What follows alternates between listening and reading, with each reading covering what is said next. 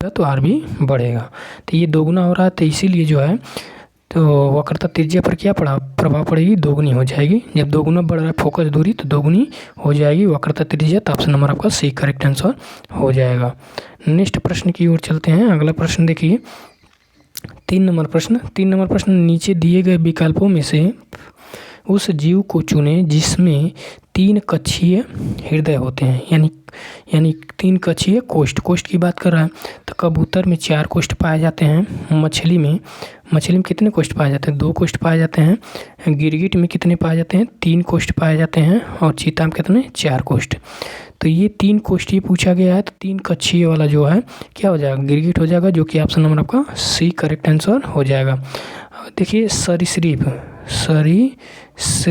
सरीसृपों में जो है होता है 3 कोष्ठ पाए जाते हैं, 3 कोष्ठ ही पाए जाते हैं, 3 कोष्ठ पाए जाते हैं, फिक्स है।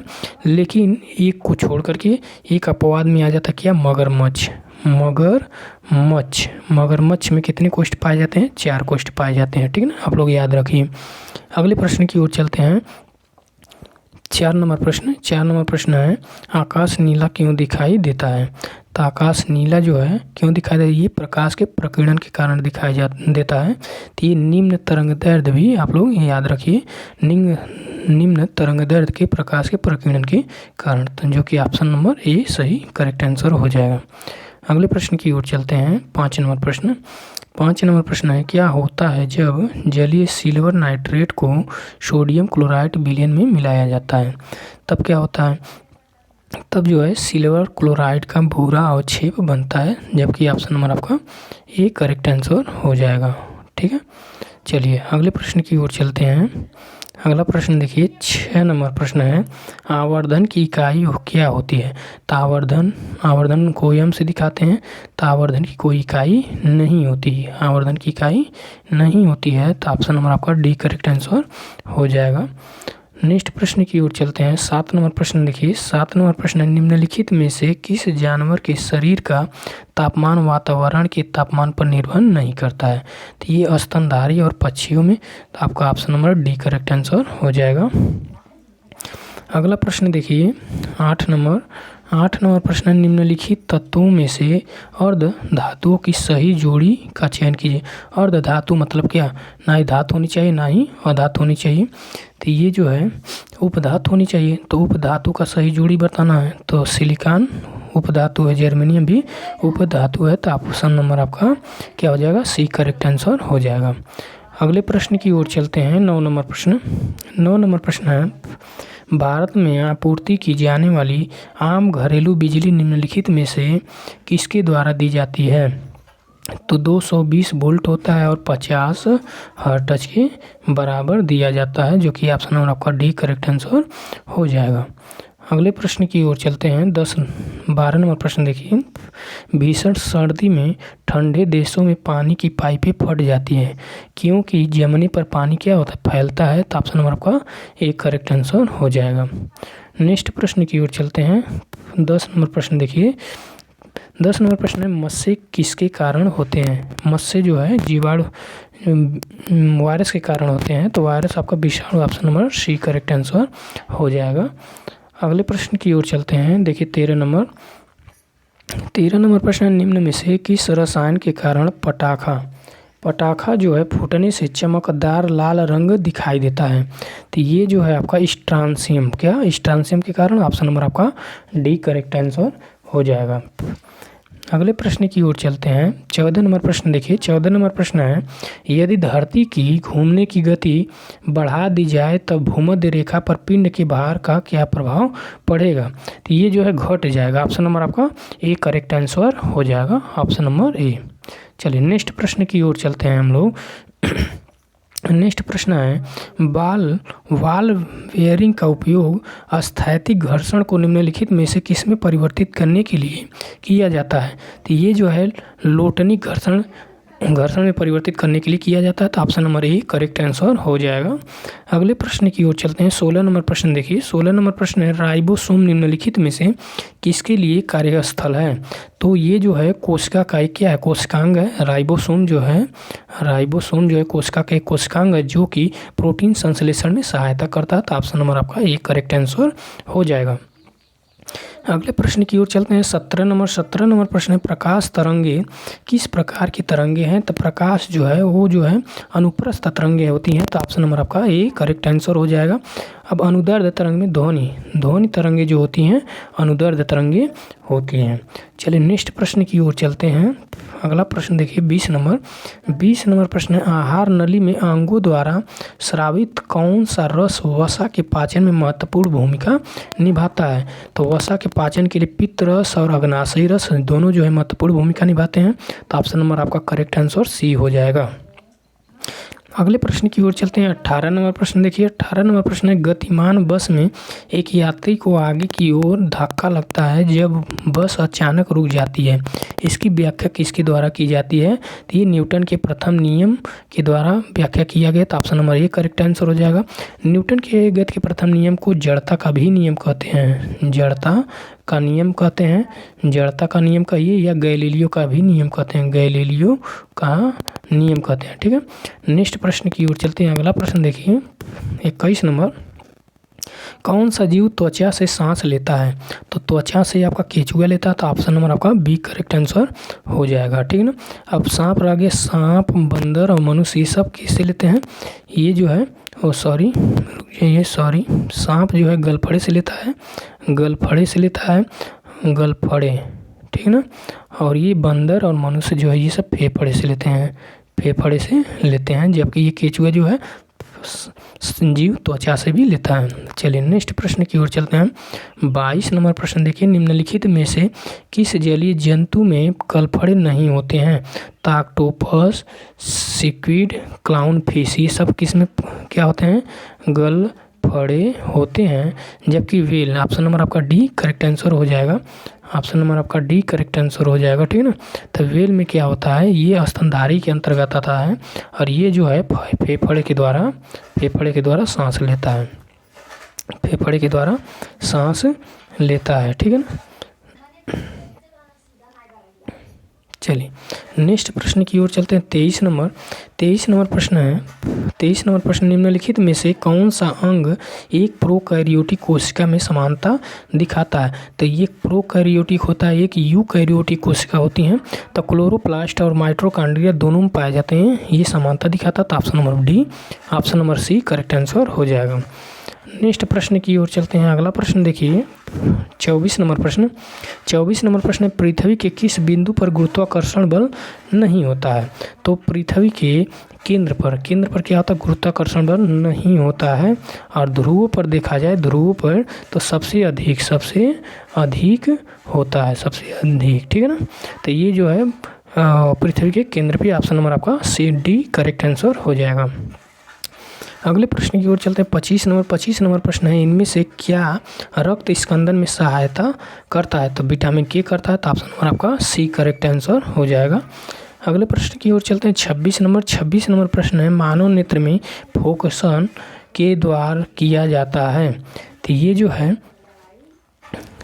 है आपका फोकसन द्वारा किया जाता है।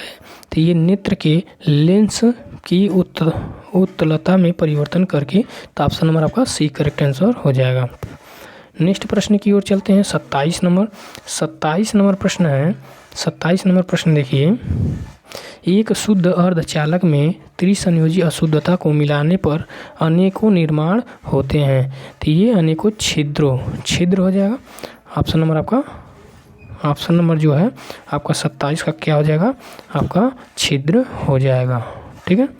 नेक्स्ट प्रश्न की ओर चलते हैं। अगला प्रश्न देखिए 28 नंबर प्रश्न है, विद्युत धारा का पता लगाने के लिए उपयोग किया जाने वाला उपकरण है।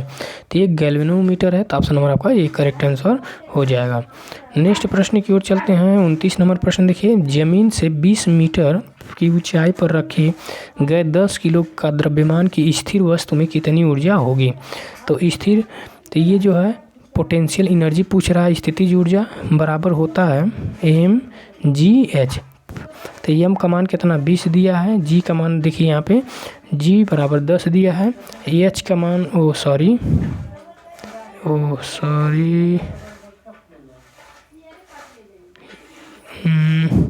या पोटेंशियल एनर्जी बराबर mgh हो जाएगा। m का मान कितना दिया है यहाँ पे, m का मान जो है 10 kg दिया है और यहाँ पे mgg का मान 10 दिया है, h का मान कितना दिया है 20 दिया है। अब ये 2000 जो है निकल के आया 2000 जूल। अब इसको जो है अब यहाँ पे 2000 जूल ऑप्शन में नहीं है तो किलो में कर दीजिए। किलो में करने के लिए 1000 से भाग कर लीजिए, 1000 से भाग करेंगे ताकि निकल के आएगा 2 किलो जूल, जो कि आपका ऑप्शन नंबर आपका कौन सा,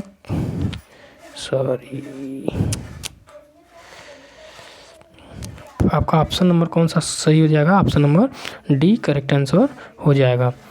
नेक्स्ट प्रश्न की ओर चलते हैं। अगला प्रश्न देखिए 30 नंबर प्रश्न है 16 वोल्ट विभवांतर वाले दो बिंदुओं के पार 5 कूलाम के आवेश को स्थानांतरित करने में कितना कार्य होता है।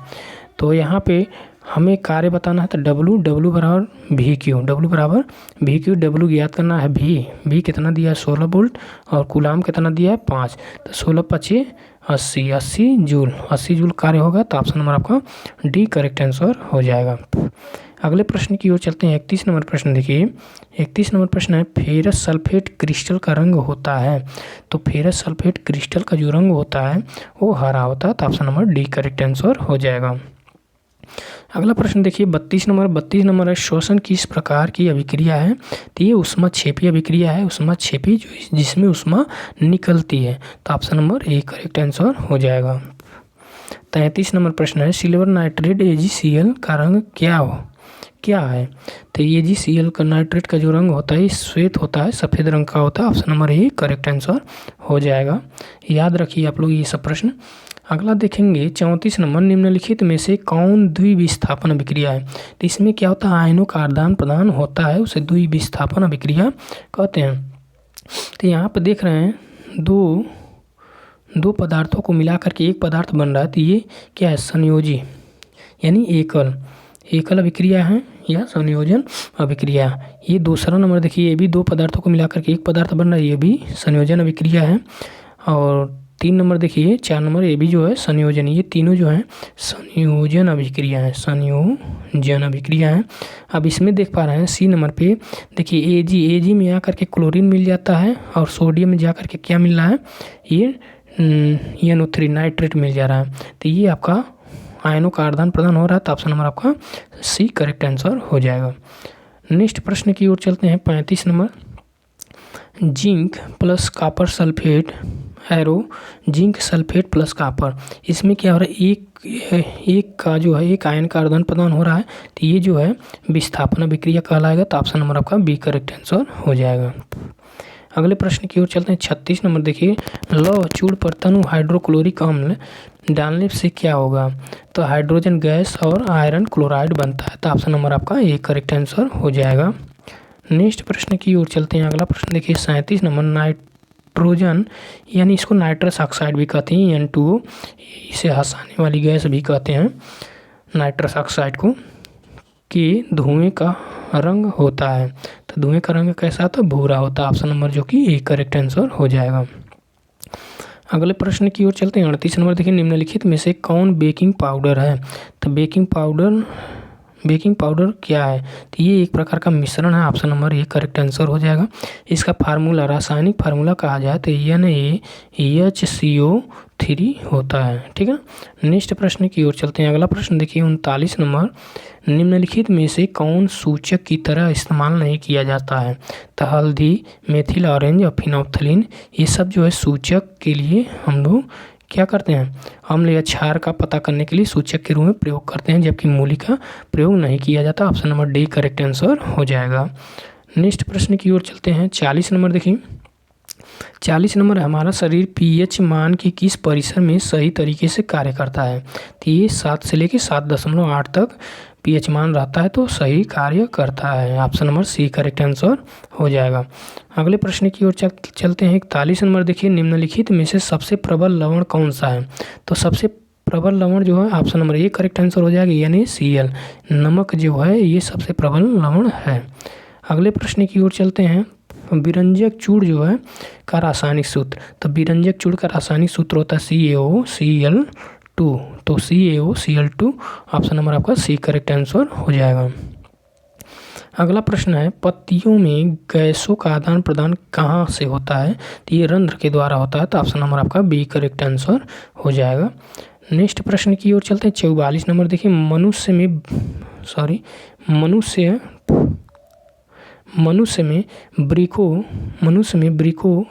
वृक्क एक तंत्र का भाग है जो संबंधित है, तो ये उत्सर्जन तंत्र का भाग है वृक्क, तो option number C correct answer हो जाएगा। अगला प्रश्न है 45 नंबर, पौधों के वायवीय भागों में जल के निष्कर्षण की क्रिया कहलाती है, तो ये क्या कहलाती है? वाष्पोत्सर्जन कहलाती है, option number D correct answer हो जाएगा। अगला प्रश्न देखिए 46 नंबर, प्रकृति में ऑक्सीजन का संतुलन कैसे बना रहता है? तो ये प्रकाश संश्लेषण के द्वारा बना रहता है, option number B correct answer हो जाएगा। अगले प्रश्न की ओर चलिए। 47 नंबर है, कौन सा एंजाइम इमल्सीकृत वसा का पाचन करता है? तो ये जो है आपका पाचन करता है, पूछ रहा है, तो ये जो है लाइपेज है, option number C correct answer हो जाएगा। नेक्स्ट प्रश्न की ओर चलते हैं। 48 नंबर देखिए, निम्नलिखित में से कौन उभयलिंगी जंतु है? तो उभयलिंगी जंतु के अंतर्गत आपका केंचुआ आ जाता है, option number A correct answer हो जाएगा। अगले प्रश्न की ओर चलते हैं। 49 नंबर देखिए, जिबरेलिन है, तो जिबरेलिन क्या है? पादप हार्मोन है, तो option number C correct answer हो जाएगा। अगला प्रश्न की ओर चलते 50 नंबर प्रश्न देखिए, पत्तियों का मुरझाना निम्न में से किसके प्रभाव से होता है? तो ये एब्सिसिक अम्ल के प्रभाव से होता है, option number C correct answer हो जाएगा। अगर वीडियो पसंद आया हो तो इसे लाइक करिए, ठीक ना, इसे लाइक करिए और चैनल को सब्सक्राइब करिए। मिलते हैं नेक्स्ट वीडियो में, तब तक के लिए नमस्कार।